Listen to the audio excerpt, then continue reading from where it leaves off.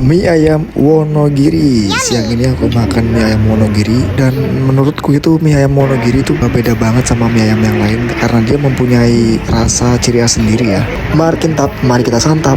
Bismillahirrahmanirrahim.